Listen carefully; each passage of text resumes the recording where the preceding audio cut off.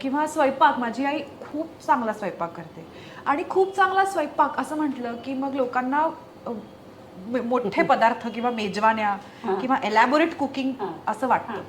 तर तेही चांगलं करतेच, पण ती रोजचा स्वयंपाक खूप चांगला करते.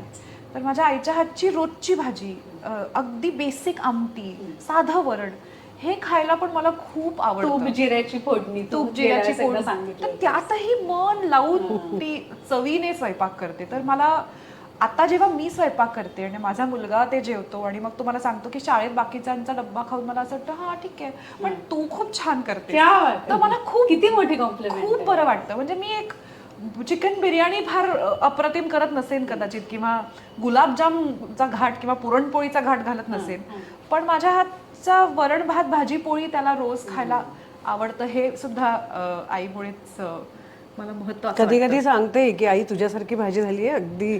हा, ते माझ्यासाठी गोल्ड स्टँडर्ड असतं. म्हणजे एक घास खाल्ला आणि असं वाटलं ना की हा, ही आईच्या हातची चव आहे, की मला वाटतं हे सफल झालं हा पदार्थ. आता तू सांग बरं.